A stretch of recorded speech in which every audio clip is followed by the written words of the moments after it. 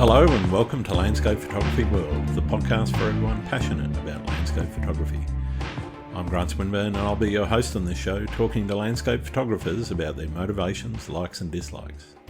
Martine Perret is a photographic artist who was born in Paris and now lives and works from her base in the Margaret River. She's known for her startlingly beautiful portrayal of the Western Australian landscape, often employing aerial captures and portraiture to tell important stories of our times. Her approach to artistic work is based on a career in photojournalism, including a decade covering UN peacekeeping missions in conflict zones in South Sudan, the Democratic Republic of the Congo, Burundi, Timor-Leste and West Africa, where she documented the Ebola crisis. In December 2022, Martine was honoured to travel to Paris with Wardandi elders Vivian Brockman-Webb, Michela Hutchins and artist Roy Skender to launch the UNESCO International Decade of Indigenous Languages with a presentation of the collaborative audio-visual work Wanang Biriji, Light of the Peppermint Tree, which was originally created at the farm, Margaret River, following a residency with Symbiotic A on photomicrography at Cell Central in the School of Anatomy and Human Biology in the University of Western Australia. Martine shares her journey from her beginnings in Paris and Bordeaux, through her extensive travels with the UN to settling in Sydney and eventually Western Australia. We talk about the crucial role of photography in society, the impact of digital evolution on the field, and the personal philosophies that guide Martine's work. She provides insights into her creative process, the importance of following one's intuition in photography, and the balancing act between professional pursuits and personal commitments. I hope you enjoy the show. G'day Martine, welcome to Landscape Photography World. How are you going? G'day Grant, I'm great actually. Thank you so much on a beautiful Margaret River sunny day. Fantastic. Yes. Lovely in the Margaret River. I haven't been there for a couple of years, but I've always enjoyed my time there. It's a beautiful part of the world. I'm a bit jealous I'm here in suburban Sydney, which is nowhere near as picturesque or interesting. It is truly beautiful. This morning I just went to the beach actually for a walk and it was just stunning autumn light and it was a bit nippy, like cold, but beautiful. There was not many people and I was walking towards Surfers Point. That's actually, you can see it sometimes on the World Surf Leagues. Yeah, truly I'm thinking, wow, I'm here actually. It's beautiful. But we live near town, so it means usually I do my walks in the forest when I do the walk, and that's also equally very beautiful and I love it too. So of choices. Fantastic. Now, I know you've got a very varied portfolio, but I want to focus a little bit on the landscape stuff more than anything, and in particular the aerial work that you're doing in Western Australia and other places. But I'm just keen to talk a little bit about some of that. Why don't we start with how you got into photography in general and how you then got into that aerial side of things with the landscapes of Western Australia? Yes, actually, it's interesting what you're saying because the portfolio is indeed diverse and varied, and I don't consider myself a landscape photographer, but landscape photography is part also of my story, but I'll tell about it a bit later. But I was born in Paris and I was raised in Bordeaux, and at the age of 19, I went traveling the world for quite a number of years. And eventually, when I was about 27, I landed in Sydney, and this is where I went through the migration process. So photography came quite late in my life. It was not like when I can only remember one thing though. When I was 12, I used to do the darkroom processing and everything when I was young, which I really loved. But then after that, I really didn't delve into it until much, much later. So when I was in Sydney, Grant, and I started doing, I had that interest and I had a camera, which actually I broke by mistake after, I don't know, the circumstances, but anyway, it got broken. So I bought a whole new set of camera. And then I decided I really should now take it a bit more seriously. I was about 27, 28 actually at that point. Sorry, somebody just left the door. That's husband. I started the photography when I was in Sydney, and I did quite a few courses, not many actually. I did a few courses, but what I felt at that point, because I decided I'd love to work with professionals directly and just actually be side by side. And actually I was really lucky. I went to have an interview with the Australian Financial Review, and I ended up doing pretty much a year of freelance work but also more, how do you call that, like traineeship in some ways. So I was pretty much working alongside some of the photographers. And then bit by bit, as it happens, someone gets sick, someone is away. So I was working at the desk, but occasionally I would replace a photographer. So it's over the years, because I stayed quite a few years there. I ended up also shooting. But initially, it's always this long-term investment. You always think, oh, but actually, I knew that it would be a real... Actually, it was quite funny. When I started photography, I said, oh, in 3 years, I'll be all good and everything. Of course, it's a lifelong journey. So when I look back, I was like, oh, wishful thinking. But that was really... And those Sydney years, they were great. I was living in Manly, Queenscliff area. Initially lived in Neutral Bay. But eventually, Queenscliff, Manly, I would take the what you call it? The ferry. Yep. Ferry to go to town. I would walk to work. It was just brilliant. It was my beautiful Sydney years. And I was working on the side, doing just what you do, actually, as a freelance photographer in Sydney. I was still teaching a little bit of French at night also. I was juggling a little of that too in the early days. And I suppose, when you migrate to a new country, there's so much going on. You try to understand. My English was not understood about the Australian society, but actually, now that I look back, I'm like, man, you understood nothing, actually. Sorry? I said, we're a weird mob. Oh, interesting. But it was just establishing myself, basically starting from scratch and learning so much. And so these were my early years in Sydney. And in 2002, I decided do you remember Robert McFarlane? He passed away, but I followed one of his masterclass actually with, I think it was Grenville Turner. Okay, I had done a masterclass with them, and I remember Robert challenging us to have a project, and I froze a little bit. I was not sure, but I had read about East Timor, and I said, I'd love to go to East Timor. And he looked at me and said, why don't you? I said, yeah, I don't know, actually. Why don't I? So straight after our meeting, I rang Qantas and I booked my flight to witness the independence of the country. So that was it was in May, actually, 2002. So I flew there, came back to Australia after the witnessing of the independence, stayed for about a year in Sydney. And then I decided, I don't know, I just decided actually the world is mine in some ways. I can go anywhere, really. Absolutely, so I took my 2 suitcases and went back to East Timor to live for a year and a half. Wow. And I just worked as a freelance photographer there. And it was really funny. Every month I was running to the customs to get my immigration, my stamp to stay. And I say, oh, I'm a tourist. And so it was pretty funny for a year and a half.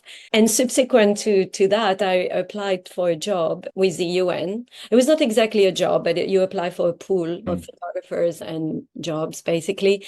And I landed myself my first job in the UN which I stayed then for 10 years. That was in Burundi, in Africa. Yeah, okay. Yeah, so I went, that was my first UN mission. And Grant, what was really funny, that was 2003 or four, and that's when we started transitioning from film photography to digital. Yeah. And I remember frantically picking up the phone, call a friend who was a journalist. He was about to come and visit me in East Timor, and I said, please bag me. At the time, it was a Canon 10D. Can you bring, that was my first digital camera. And I said, please, because I'm going to Burundi. I have no idea what the conditions will be. And so I did that transition. So I stayed I know we won't talk about the UN, but I stayed for about 10 years. But the reason why I wanted to mention that was during all of those 10 years, because in the UN, you fly a lot by helicopter to places which are either remote or dangerous, or there's just no road. So I really developed a lot that bird's eye view. And I remember I would enter the UN helicopter. It's a big M8, a Russian helicopter, that massive one, and we'd be about 20. And I would always sit at the back, and I could that was the only window you could open. But the problem is that obviously I couldn't tell the pilot turn left and right. Yeah. And I didn't have really much option about where they would fly or when. So I suppose that's why the first thing that I did when I came to Margaret River 10 years later was to actually choose when I would fly, where, and all of these things. But at the time, it was a lot of fun anyway. That part, I'd say. Amazing. And I guess what is it about that aerial view that has really captured your heart? I don't know. I was always mesmerized, Grant. Like some of the best flight that I've done at the time, it would be like, say, flying about the massive Congo forest, for example. Yeah. It's one of the second, I think, largest forest in the world. And when you get lost in your thoughts, looking at the earth from above is something really grand and majestic. Flying above the Western Sahara Desert, for example. Actually, I had a funny moment once. We were flying and there was absolutely nothing for miles before, miles after. And I remember we flew and I saw this man walking on his own. And I thought, where is he coming from and where is he heading? Because there was absolutely nothing. And I was, to this day, I always wondered about that man walking. And obviously, I'm sure he knew what he was doing. But Well, you so, hope so. yeah, you hope so. There was this thing, or for example, flying above the tea plantations in Burundi. The tea plantations are amazing. They're super bright green. Like you Yeah. almost think you've done some Photoshop in your green and it's completely natural. Each countries that I've been to, and East Timor, of course, which had beautiful like mountains and coastlines. So I think over the 10 years, because I flew quite a fair bit and I had that aerial perspective, it becomes a bit of a bug as I talk about the travel bug, but it's a little bit like that with the aerial perspective because I find that it's like you're scanning, you do a bit of an X-ray of the land. You're scanning because sometimes you see those ancient riverbed, the patterns that are on the ground, and it gets you thinking and dreaming a little bit about the history of humankind. But you see it from above. There's something so yeah, so deep and grand, I find, when you fly from above and see the Earth. It's such a unique and different perspective. I loved it so much when I did the work with the UN. And I think when I first came with my husband in landing straight from South Sudan, actually. Right. And the first thing that I did, David had gone, he's also a photographer, my husband. And so he went to work in Sydney. So practically abandoned me as soon as we arrived in Margs. It was winter. I knew no one, absolutely no one. I knew hardly anything about Margaret River. And I said, I better accept because I'm a project person. I can't do nothing. And there was a pilot. He had a helicopter in a paddock in Margs, actually. I kept driving past his helicopter and I thought, oh, I'm going to call him and see if I can just fly above.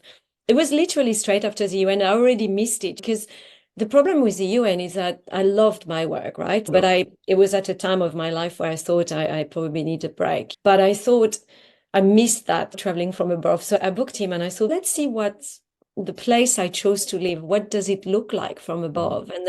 And I obviously was really mesmerized by the entire coastline of Margaret River region. And I started taking obviously some photographs and I thought they're pretty cool. Actually, I love them. And then next thing I saw a gallery in town that had just established itself and I showed my pictures. And actually she said, she offered me maybe to do an exhibition together. And then the next thing I thought, maybe I should do a book. Things just happen this way. And that was really great. So actually, once I had that also purpose, I felt much better being here. But it was great as well for me because, to be honest, Grant, the reason why I left the UN was I was really burnt out, and that's the truth. And I didn't feel like really, I love people, but I was in a space where doing aerial was probably the best thing because you don't really talk, right? You're just there focusing on the land, apart from the pilot,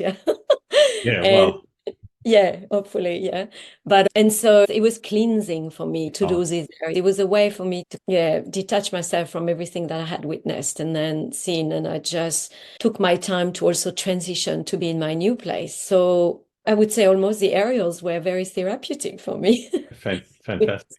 I know. And that was Margaret River. But eventually I felt, because I kept reading about obviously the amazing WA, and I thought it would be great if I could expand a little bit. So I did some traveling up north and chartered either Cessna or whatever was available.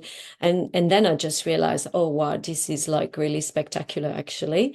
It's true. Western Australia is actually a spectacular place. And I just started building that body of work, going up north whether in the Pilbara or even up to Derby. The flight was quite funny because so we're talking about hiring and chartering pilot, and so I booked this pilot for quite a while, and I was tossing and turning. And Derby is complicated because some time of the year you don't even have much pilot available. Yep. So anyway, I thought the safest for me will during dry season. And from Margs, it's a bit of a trek. You have to go to Perth, you have to fly, you have to anyway. And I landed, and at night, that pilot calls me and said, "I'm so sorry, I can't fly you tomorrow." And I was like, "Oh my God, you gotta be kidding me." Because I had planned all of these things. But thank God we found the pilot who was available with another company. And thank God he flew me. And when we took off, Grant, I became very emotional all of a sudden. I never had that. I was almost, wouldn't say teary, but almost, it was so beautiful. Yeah, okay. I was really invaded by so much emotion flying above the Derby mudflats. I found them incredible, actually. It was one of the most, I would say, one of the flights that I did that really impacted me, actually. So it was in the early years of my photography, which led me to do a second book where I did actually publish my aerial of other places in Western Australia as well. I don't know why I just had the bug. That's amazing. And you mentioned having a need for projects. Where do you think that comes from, and why do you feel the need to actually have goals in your photography and have projects to work on? Yeah, really, probably a bit workaholic, that's for sure. I think in the UN, we used to work 6.5 days a week, I would say, sometimes 7 days a week. But the thing is that with photography, because I love it so much, I don't see it really as work. For me, it's a pleasure to do it. It's not, oh my God. With projects, yeah, it's funny. I can't not have something. It's not possible. Firstly, I think after years of the UN, of being in an organization where you follow a certain path, whether it's a mission mandate or I'm freelance, so I can do what I want. So I just get excited by it. In fact, I have to calm my passion because there's so many things that I'm interested in that I have to pick and choose and say, all right, I'm just going to focus in this. So for a few years, I mainly focused on my aerials. So I did the Margaret River book, the Western Australia from above book. And then I suppose after a few years, even though I know we're talking aerial, but I also reconnected with the need of not humanitarian, but being with people. And what really fascinated me the most was the stories with Indigenous people here in Western Australia, and the language and the lost languages. And so my project in 2015 was to do the aerials in the Goldfields, which are actually really sensational, but also connect with the Indigenous elders, the one that I would be willing to maybe share a little bit and reveal a little bit of themselves and the language. And in this case, interconnect the aerial and the portraits as well. So in 2015, that was my first project. So I remember I packed up the car. I said, okay, ciao, I'm off to the Goldfields. I was not sure for how long exactly. But what happened, Grant, it was an 18-month project. It was back and forth. So I would stay 6 and come home and blah, blah, blah, and then come back again, because it takes a while to do all the aerials, but also to meet the people, gain the trust. It was actually, I didn't know actually where I was heading, obviously, but it did start with the aerial. And Grant, I went to some of the salt lakes, which are really remote, so I chartered a Cessna. And sometimes there's a lot of time, there's not much really. But then all of a sudden you have this thing, you're like, oh my God, it's like a painting. I'll share some of those pictures that you can maybe while I speak, maybe show if you want. But I remember this salt lake was white and red, but like a painting. And I thought, no one is going to believe me. And then there was another one, it was orange and it looks like fire. And so I started thinking, wow, it's just incredible. So it's interesting because the first elder I met, and she's of the stolen generation, beautiful lady. I showed her my pictures and she was like, oh, wow, she just loved them because to her, it's country also. It's her in some ways. And that immediately immediately helped as well, having that trust. She could, yeah, it was a beautiful way actually to introduce myself to some of the elders, is to show the country as well. And they absolutely loved it. And the story came together beautifully over the 18 months anyway. But the Goldfields, I suppose because of the manganese and because of the what's the red again, the iron. But interestingly enough, then a few years later, I went back to the same place thinking, oh, let's see. Then it had, of course, it had changed shape. It had the red had vanished to some dark brown. Actually, I was like, oh, why? Of course, I'm an idiot. I thought I would have the same, but you don't, because because it evaporates, because it's changing. So I had different images, but yeah, no, absolutely incredible place. The Goldfields, actually, are really, they're all different, like the Pilbara, the sensational, but I also love the Goldfields for some of the stories and the elders I have met as well, and together with the aerial. So these days, like I'm doing a current project, which I'm finalizing. There's not as much aerials and night photography, but again, it's a blend of that together for me. Yeah. You know, I haven't done too much of just aerial or just landscape. I like the idea of blending it with stories that people are sharing with me. And I think that's one of the important things, and it gives me the impression, and I want your opinion on it, but it gives me the impression that the journalistic side or the documentary side is vital to the artistic side. I'm interested in how you see that they've informed one another and how they intersect. You are so true, actually. It's interesting because years ago, I really considered myself more in the photojournalism era. And then it was UN, which is its own sort of documentation of what the peacekeeping is doing. So that's another sort of photography. And then when I came back, everything shifted towards more documentary style. And even this day, you could say expanded, you know, what they call the expanded documentary, where you blur sounds. Even I do a bit of video, not pure documentary video, more, yeah. And so like even now with that current story that I'm doing, which I will present soon in Margaret River, there is a video component as well, which blend video, photography. And I love that, actually. I love that possibility. To come back to the early days, Grant, where you said where you came from with photography. When I was young, I loved the humanitarian side of things, but I also I wanted to express myself, but I'm not a writer. And it took me so many years to realize photography, of course, is my way of communicating to the world, right? Yeah. Photography, but at the time I couldn't figure out why can't I could see people, they knew, I'm going, but it took me so many years, actually. I probably am a slow bloomer. And even now I'm finally thinking, I think I understand more or less what took me so many years. But I think life is a journey, and so is photography as well. And so I'm enjoying this slow that I did the UN, then eventually I did those aerial, but then now I'm including people, and even now I don't necessarily just do aerial, I do also landscape. And so I'm enjoying that journey. I think it's part of my life, really. So every day when I wake up, I'm so happy. Well, first to wake up, that's lucky. That's already a good start. Better than the alternative. Yes.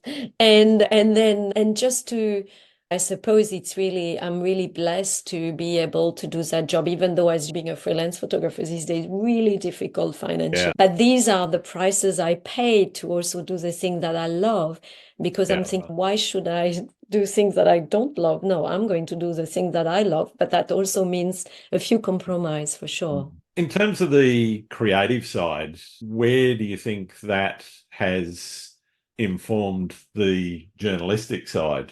Because I know it runs both ways, and I'm just interested because the way a photojournalist would approach photographing people or a landscape or an urban environment or something is subtly different to the way a landscape photographer or an artistic photographer, more tending to be in that genre, would be. So I'm interested how that has changed the way that you photograph people or urban environments and so forth. I feel my body is like split in half. I've got that kind of photojournalistic. I've got this other. It's funny. It feeds one another in some way. So, for example, years ago, I was very aware I suppose because my United Nations work was really important to me as well, because I find it also super fascinating. I'm really interested in the world politics. I'm always constantly plugging French radio, Al Jazeera, all sorts. I listen to the world news all the time because I feel that need. So years ago, I saw this world map of endangered languages that UNESCO had published, and that's how I got to narrow. So there was that part of me that was, I'm really interested in that. But then, yeah. Oh, and living also in Margaret River. So we could have lived in Perth, which is also a gorgeous town. Gorgeous. It's a great town. It's easy and everything. But to be honest, Grant, to be living here helps me so much with the creative side of me. So I tune into the creation much more. I think if I was in Perth, I'd be a little bit stuck in traffic jam to go left. Yeah, it would be beautiful, but it would be cafe life. It would be here. 5 minutes away, I'm already at the beach. I'm already on the Cape to Cape in Boranup, 10 minutes away. So I think the access to the nature, I think we did the right thing to live here in Margaret River. That helped really. There's so many creatives and photographers as we live in a region. And so that's really exciting that we have even the Margaret River Open Studio, where you have 150 creatives showing their work. All of this is really inspiring, but the nature around, and I think we don't have traffic lights, we don't have traffic, in fact, or not the way you have. And so I think, to be honest, if you strip all of this waste of time in some ways, though I do long drives to go to the Goldfield, and that helps me think. So when I do a drive, it's meditation, and I'm thinking about project. So because I'm constantly, you're a problem solver, don't you think? You constant solving problem. So when I do those long journey, I love it, because I'm like, I'm going to solve this problem during the journey, hoping that when I get there, I will have figured out what I was trying to do. But apart from that, living here, wow, I love it, because it really is inspiring. Those walks in the forest and those. And like I said, we don't even have a traffic light yet in Margaret River, which is great. So that's a blessing. But it's a blend. There's a part of me that wants to have that connection as well with the world. It's really important. And then there's this other part of me that's tuning into my surroundings as well. And there's a response to it. And I think, like most photographers, the minute you finish a project, you're probably thinking of another project. And you know how sometimes you're thinking, I'll photograph in a different way next time, because I've just thought about an idea. Sometimes I have to write down the ideas. Was I thinking again? Yeah. It's constantly, my mind is in ebullition. Sometimes my husband says, I can't even follow you, which is funny. So because I've got so many ideas, and I have to really, okay, Martin, calm down. Just that's probably why I do a lot of yoga, to just ground me. I need that. So yoga is my way of grounding myself. Yeah. Awesome. Yeah, it's a question that I often ask photographers on the podcast around how their location and where they've chosen to live has influenced not what they shoot, because clearly it is going to influence what they shoot, but how they shoot. And you actually touched on it a little bit there about saying, okay, I shoot a little bit differently. Have you got an example of something that you've shot differently because of living in Margaret River that you probably wouldn't have thought of, say, when you were in Burundi or East Timor? Yes, just that latest project, but I think the latest project that I've done with the Wardandi elders, so they're elders, the women here, there's 3 generations I've been collaborating with, because it's about the spirit world, and it's everything. Actually, was quite funny. Everything has been photographed at night. Yeah. And the funny thing is, and really the first few times we met, it was not even planned this way, but the first time we met on a new moon, and none of us realized until we shot at night. I was like, oh, that's the new moon, actually. And then the second time we met was again on the new moon. And then the third time I photographed some landscape here again. And after the third time, I'm like, oh, there's a bit of a pattern here. And so this entire project has been photographed in the end, pretty much new moon, full moon, and odd days around those days. And actually I thought, oh yeah, it was probably meant this way. I don't know why, but it was. So yeah. And I think it was fitting that particular project with the elders here. And I did some long exposures at night and things. I think it fits really well, this project. I've done some beautiful, I think anyway, but like beautiful night sort of photography with long exposure, and that when I say beautiful, it fits that particular project for the purpose that I wanted, basically. And even I photographed them as well in the dark at night, and they loved the process as well. I was with them in there. I always travel to where they live in the forest, and where they live is fascinating because they have flocks of cockatoos, the black cockatoo, which is the endangered bodine. I think here it's more bodine, Carnaby is more Perth. So I think this is where the bodine, and we have the red tail and the white tail. The white tail is really related to their, not totem, there's another word, sorry, but it's linked to their moieties. And so there was a lot of symbolism for me as well in that. So you see, Grant, I wouldn't have been able to do that somewhere else. It's really that particular place, with them at a particular time. And so that fitted really that project, But there will be probably another project I'll do somewhere else, and it will be completely different kind of landscape. So when we met and we started talking, I just decided at that point that it made sense for me to photograph at night. So that was this particular genre for that particular story. And I also videoed as well. And the ladies have woven some emu feathers in the piece that I've done, so we'll project onto that as well. So it's very ceremonial and symbolic as well. So I have enjoyed all the process as well. And it's interesting because sometimes you think about something, but then someone else will suggest something else, and you're like, oh yeah, that's a great idea. So there's always that, I like that two-way thing, I never want to be stuck in thinking one way. I start with an idea, of course, but I like to be fluid, to expand just in case. And so last year I was dreaming about so the first thing I usually do is lie down for a couple of days staring at the ceiling and dreaming about my project. That's how things happen. I just do like that. And then eventually when I start to figure out where I'm heading, I start to put things into place. So it took me almost a year with that project, including the shooting time and the everything. And when people are available as well and all of these things. Because the minute you work with people, you have to work with their schedule too. And women are very busy, absolutely, with family obligations, work, everything. So I had to navigate that as well. But it's a very fascinating journey for sure. Yeah, awesome.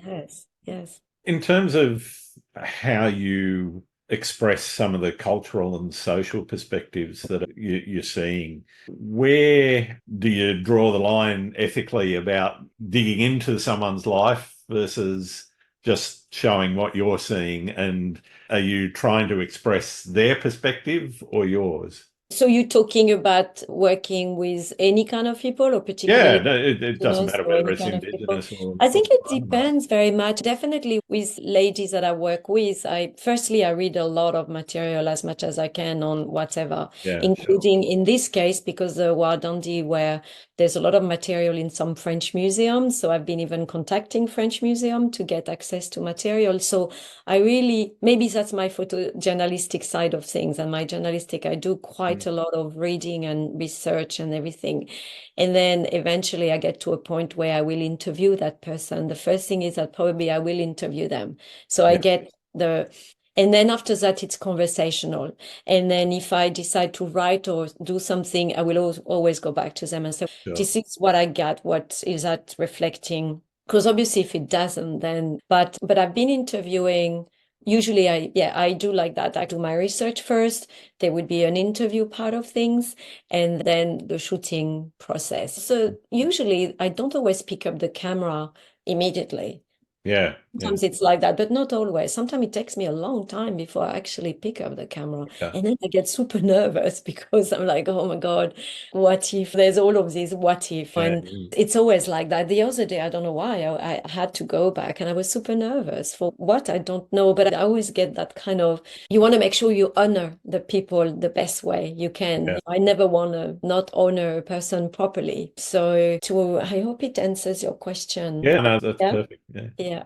What does success look like for you in your photography? Success is when everything comes together for me and I can finally, whatever I dreamt in my project, all of these things that I've been trying, the problem solving. When the pre-visualization becomes when all my then slowly come together beautifully. For me, my personal success would be that to finally arrive to a point where I'm happy and I'm like, in terms of my work. And That's mainly it. I know sometimes people talk about whatever money or other things, but for me, it's more success is, and it's really sitting in a beautiful place personally where you feel that at the moment, not at the moment, sorry, but since quite a few years, I'm sitting in a place that I'm really happy. I feel that I understand myself and I, like you ask at first, why you do the things. And when I start a project, that's my first question. Why do I really want to do that? And once I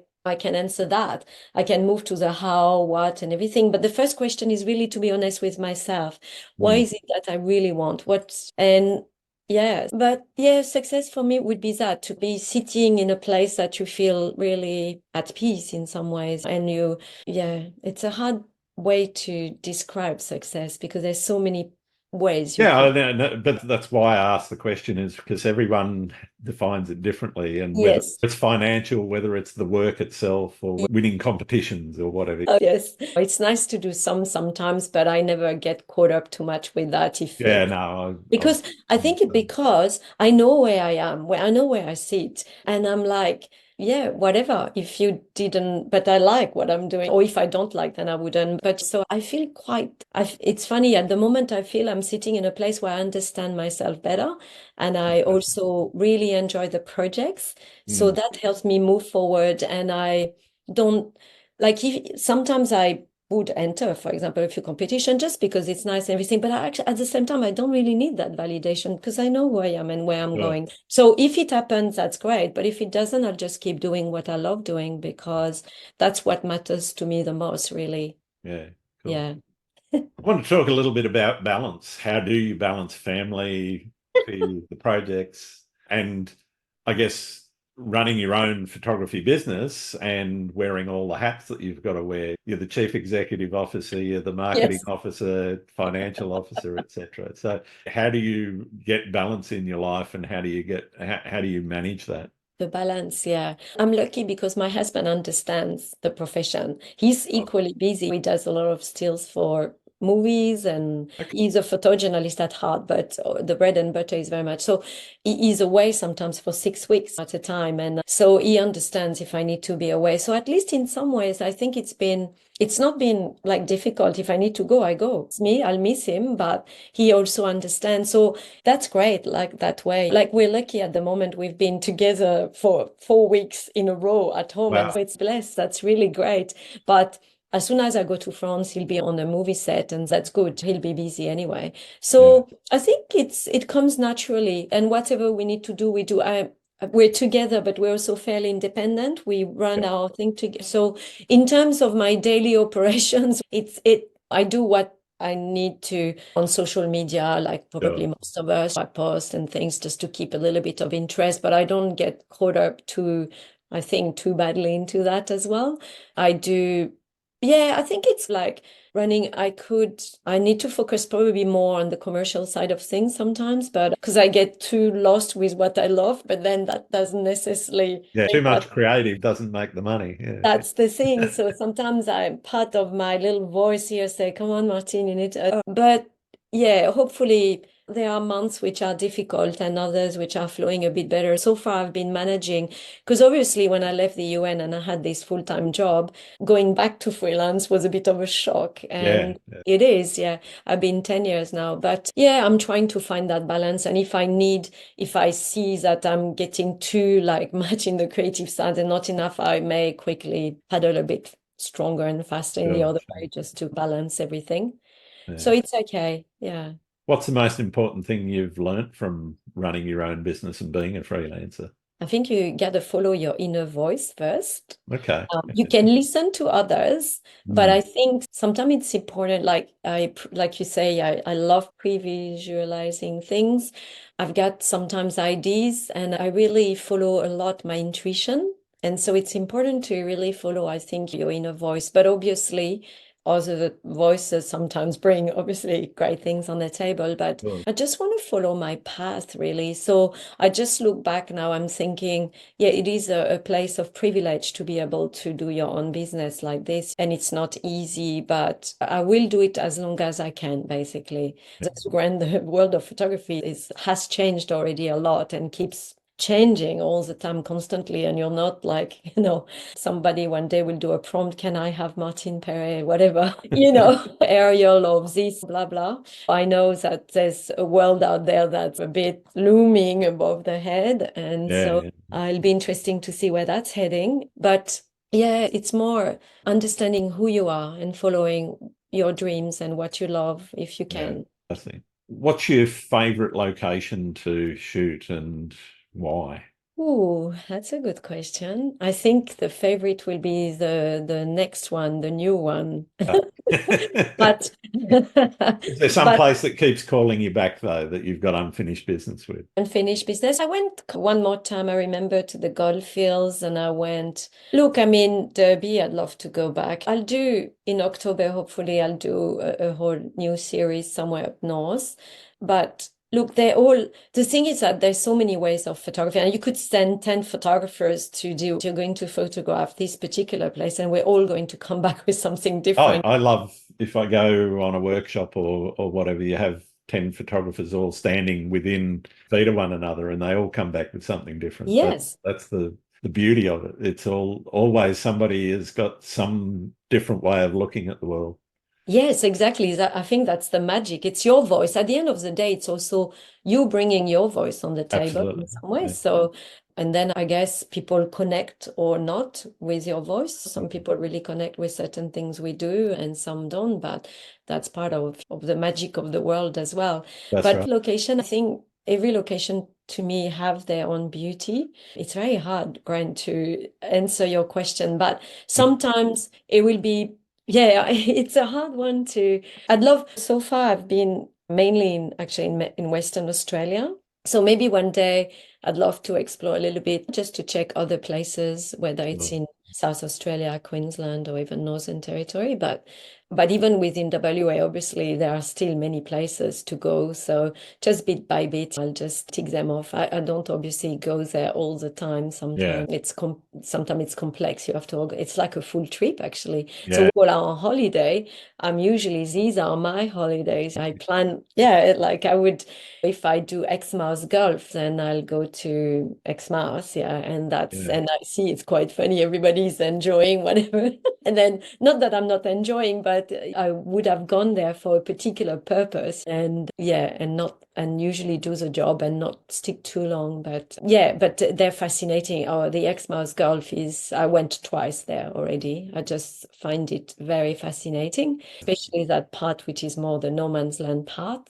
It's really stunning. And also because it's always constantly threatened by development, as usual. Yep. For me, it's nice because it's part of a documentation in some ways of the pristine natural world. So again, even though I do that aerial photography, there's always the back of my mind where if I hear that a particular place is threatened by being developed or used for mining or something, I like the idea of having that on file just in case, just to know, actually, this is indeed really pristine, and this is the base that feeds the whale and the dugong. And so what are you doing, guys? That's crazy. So there's always like that sometimes at the back of my mind. I keep that in mind. I would read before I fly where I'm going. Is there any environmental issues, concerns sometimes, or is there any particular things I should be aware, just to keep that at the back of my mind as well. Yeah. What's the most memorable experience you've had in photography? Oh, there are many. That's a hard But I only want one. Oh my God. Wow. I think, to be perfectly honest, probably in the UN, because I went to places that were so remote, so where tourists go, meeting a simple moment, because I'm a coffee lover, so every morning I grind that was actually, I thought it was a beautiful moment. So I was in South Sudan in the north, and we had flown to that refugee camp, and everybody was having a bit of a meeting, like all the big chiefs and wigs and officials, and I could smell the coffee coming from somewhere. So after I did all the necessary pictures, I stepped out and I see this woman, and she was pounding the coffee, and we couldn't really communicate because she didn't speak English. She spoke some local language, but anyway, I showed her the coffee, and she did the coffee pretty much from scratch and everything, and she mixed with ginger powder and But did she make? No, I think ginger powder. It was. I was not very awake at that point, but I'm telling you, That would wake you up. oh yeah, they say in French it would wake up a dead, Yeah. and it was the most beautiful moment, Grant. It was just like part of this delegation stepped out in a refugee camp, and this woman, we couldn't really communicate, but she gave me that beautiful coffee, and I don't know, there was just that, and I thought, wow, I probably drank the best coffee in my entire life Yeah. in the refugee camp, like of all places. That's amazing. Yeah, it was just an incredible moment. It was just that connection with someone, and obviously living in very complicated conditions. And the flight to go actually towards that place was really incredible because this was all above the areas of South Sudan, which is also very remote. So that I don't know, there was a moment, but I could say there are so many incredible moments even here. So Yeah. not a fair question. Okay, it's my show, so I don't care, he says. I love it. it's not about being fair. Yeah, no, exactly. Not about being fair, Grant. Speaking about not being fair, are there any Oh, horror stories that you've had from your photography career?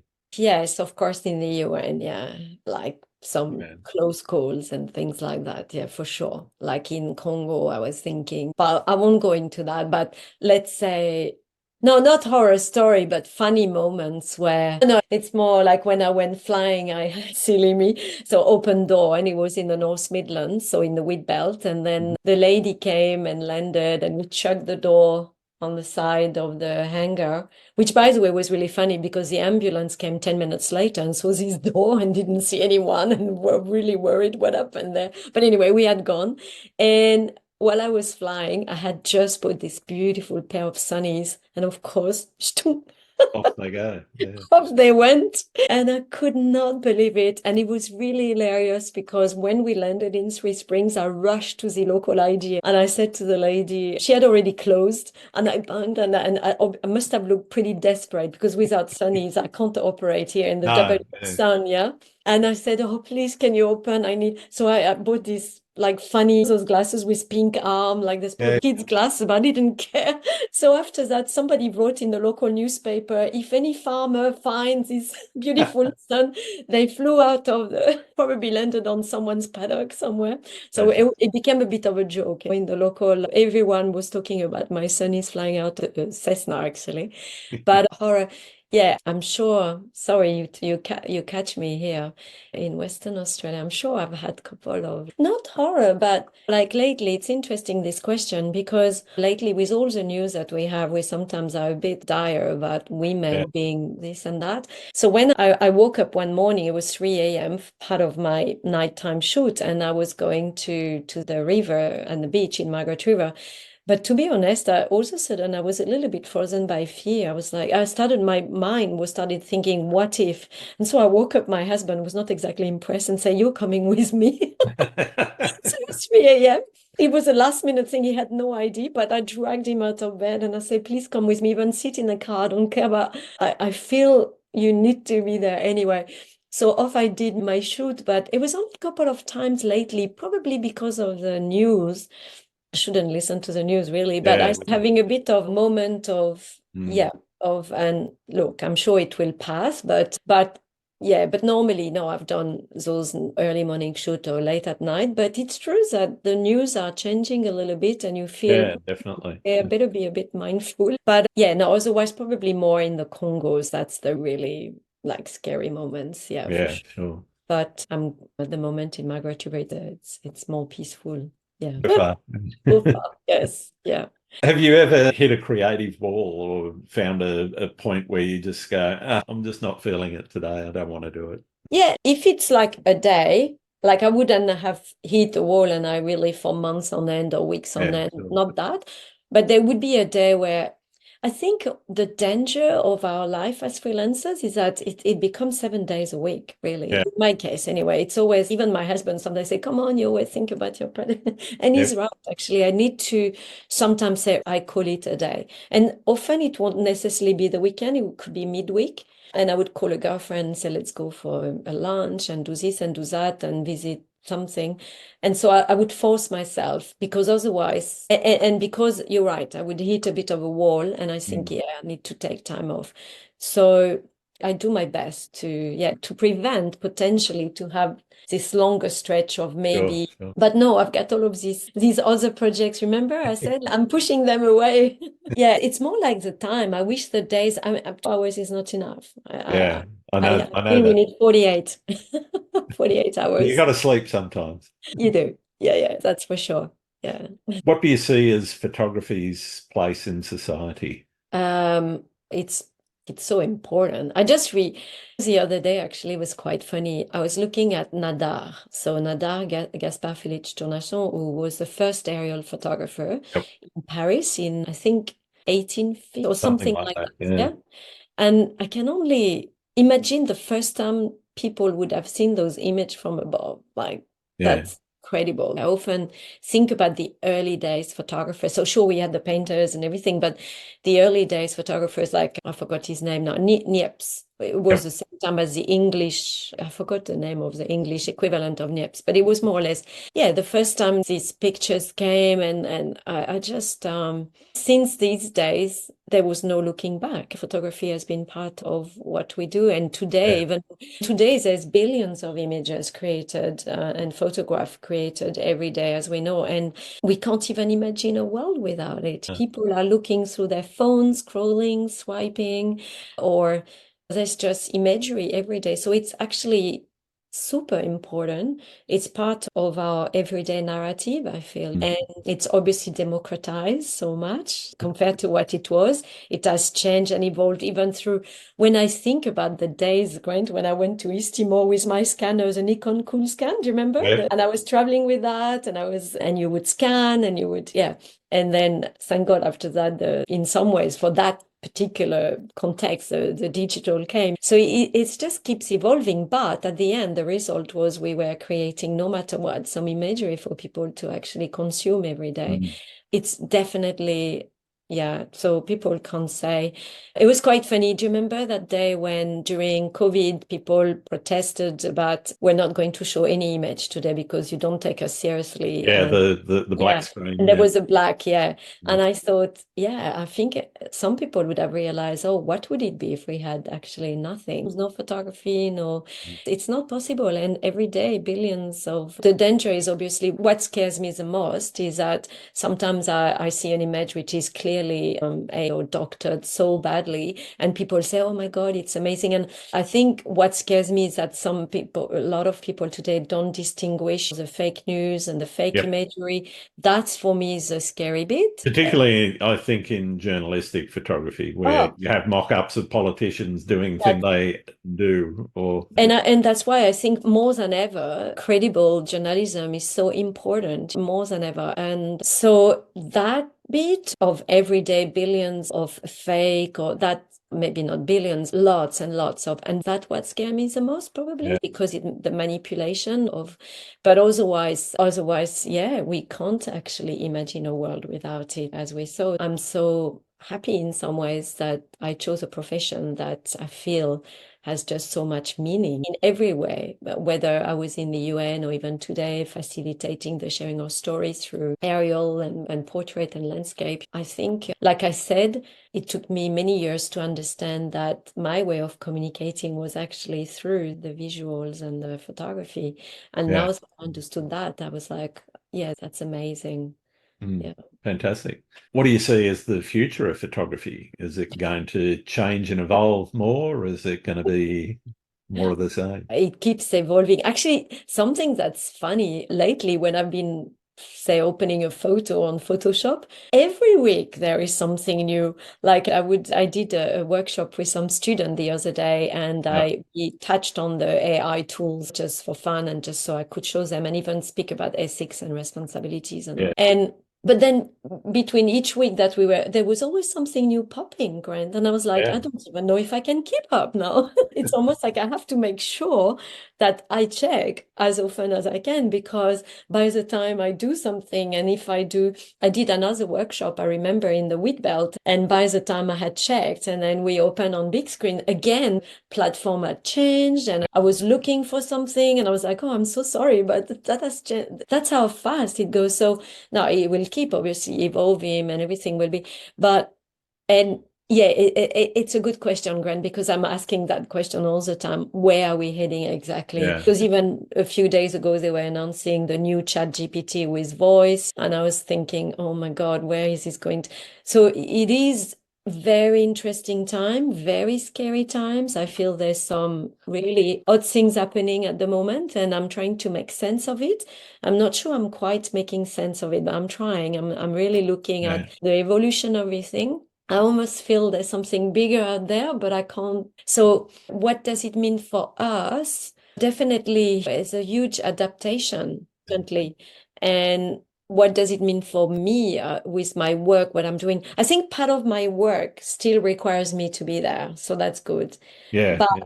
what is the other part? That's the unknown equation. But as usual, Grant, I think it means constantly evolving. We can't sit on our ass and thinking, oh, sorry, No. that word, but One of the things that sort of struck me in some of these conversations is the onus and responsibility on photographers themselves to yes, actually shape that future and yes, inform and advise yes. how, lay people approach photography, in particular from a journalistic perspective, because Oh my God. the, Yeah, the it has to be. challenges of sorting out what's fake, what's real.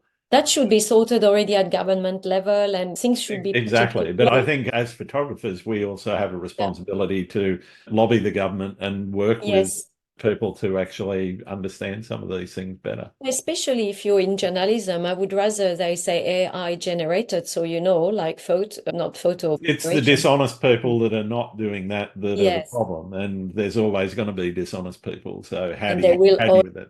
can you deal with that? So it's no, it's a great conversations to be had, Grant, and I think it's a super important one because at the moment the world is really moving very fast in a direction that we have to be extremely mindful for that balance. And I think you are so right that we have to drive also that conversations probably further. And there are many groups for that, like institutions with photography that could probably also take the lead on that. And we as photographers could have inputs, but very important conversations because everything, it can feel a little bit scary. Yeah. Definitely, And definitely. I know that people don't see that, but as photographers, we can't sit back and do nothing. We're constantly evolving with it as well. And I find it's going so fast. Yeah, and I think we also have a voice. As you We- that black screen that happened in COVID, there's yeah, things that can be done and there's awareness that can be raised. absolutely. So hopefully, yeah, we'll do that very soon, these conversations. Yeah. What do you like to do when you're not doing photography? Being with friends, and I do a lot of yoga as well. So that's my way of grounding myself. Yeah. I actually did a yoga teacher training, but I don't teach, but it was more for myself. So yoga has always been there, even in my UN years, to make sure I was grounding myself and not so. Mm. So that I do a lot, and a lot of actually walk either in the forest, at the beach, on the Cape to Cape. So in the Yeah, region, I love nice. that. And I love traveling as well whenever I can. But usually I combine with, if I can, photography as well. This time I'm going to France because my still a lot of members of my family are in France, so that's Mhm. great. Yeah, so these are the kind of things I love doing. Yeah. Yeah, Yeah. nice. What's the best and or worst piece of advice anyone's given you? Yeah, follow your heart is the best advice, I think. That's fantastic advice. I love I it. love follow your heart. But the worst advice, I'm trying to think. I'm sure I can think of something. Yeah, sorry, I've got a blank on that one, but I'm sure That's okay. sometimes if you work on a project and you're so damn clear about your objectives and someone is trying to tell you something, but that doesn't quite make sense. And then Yeah. you're trying to explain to them, no, but actually, maybe I can't formulate why I have to do like that, but I know I do. And then, yeah, because sometimes, like I said, when I construct stories and I go and I put the piece together, sometimes it's hard to explain. So I remember last time I went to my printer and then he finally saw the exhibition. He said, and then he came to see my exhibition. He said, oh, now I understand. Because each time I try to explain, people have an idea, but when they Yeah. see the things together, oh, that's what you tell. Yeah, Yeah. I Yeah. thought that made sense. But so I suppose without any specific example, but I'm sure I could find a specific example, is when somebody is trying to steer you away from that, but they don't quite understand. You know what I mean? Yeah, I do So, know what you mean. yeah. Or Oh no, that was funny. Anyway, one morning I was shooting a particular thing at sunrise. I'm not a sunset and sunrise photographer, but there was a particular thing I was doing, Sure. and this guy was walking past trying to give me advice on how to shoot. And I thought that was pretty funny. And he says, "Oh, I think you should move this way." And I look at him, I'm like, "No, but I'm fine." And it was quite funny. But he didn't know what I was trying to do. So I was probably going against all the rules. So it probably didn't make sense to him. But I said, no, Yeah. but it's what you think. As long as it makes sense to you, that's the Yeah, main. exactly. But I'm sure I could find other example. Maybe I would send you the list of these are my worst examples. Yeah. Oh, we should be, Oh, yes. pardon me, it should be finishing up shortly. I've Sure. got a couple more questions for All you. right. Are there any photographers that I should be talking to? There's a million, as you I know. know, and I've got a very long list. But I quickly went through and I saw you have already seen so many people, which is great. So I was going to otherwise obviously suggest people like Christian and Tony because they're WA. sure. But I was thinking actually, did you speak to Brad Riemer? No, He's I very do. Yeah. beautiful and poetic, and he's got beautiful landscape that I actually love. And he spent a lot of time also in the wheat belt. He's working his own poetic through his visuals. So I think he's got beautiful photographs. And someone like Brendan Byrne is a friend of ours as well. Do you know Brendan? Seen some of his work, yeah. So he's a pap and he's done a whole series on infrared places of massacre of Yeah. indigenous people. And even as a pap, he would have, I'm sure, some really interesting stories, I reckon. Absolutely. I'm so sorry because I've got a bit of a blank now that you asked me also the question. No, that's fine. So many photographers, but with women as well. I love the work of Tamara Dean. I don't know if you Yeah. know Tamara. Yeah. And yeah, so Tamara, so Narelle Osio, of course, as well. There's quite a number of, yeah, now you catch me, sorry, because there's a whole long list of, That's fine. That's fine. yeah, okay. But yeah, those people to start with anyway. All right. Yeah. Fantastic. Thanks for that. My last question's one of the most Oh, important. and sorry, of Oh, course. sorry. The number one was my husband, even though I'm not sure in terms of landscape, but anyway, he's the number one, David. Yeah. No worries. Thank you. Yes. Well, my final question is one that I've been trying to get to the bottom of since the beginning of the podcast. Oh, wow. Do you like pineapple on pizza? Ooh, I'm not a fanatic. That's okay. I'm a purist. I love the Roman pizza, the Yeah, very yeah, one, yeah. The thin, with the tomato and whatever mushroom. Or I'm not a purist because I also like truffle oil on pizza, which probably yeah. to the horror of the. Yeah, okay. And why are you trying to get to the bottom of that one? I don't know. I think it's just a fascinating topic to understand what photographers think about pizza. So what's the percentage? I haven't actually calculated. I've done Uh, 100 episodes and I still haven't actually. And you still haven't, okay, who likes pineapple on pizza? Oh, I think it's roughly 50-50, but oh, that's funny. Okay. Maybe because I've got, all yeah, of the Italians hate it, you know. yeah, I've got the Italian kind of side coming into me in some ways, but yeah, hopefully I'm not disqualified for the rest. No, I'm a neutral. If it's there, I'll eat it. Yes, I don't order it. I love it. That's a good answer. But yeah, no, so yeah, sorry. That's if you come to mind, I'll do a very simple pizza. Fantastic. Sounds marvelous. Thanks so much for taking time with me today, Martine. Thank you. It's been wonderful getting to know you. Where can people find your work? Oh, I've got my photo shelter website if they Google my name, and I've got Shopify is more for my aerial, and the photo shelter includes other work as well. And I suppose Instagram and Facebook and LinkedIn, All the usual places. yeah, the usual platforms, yeah.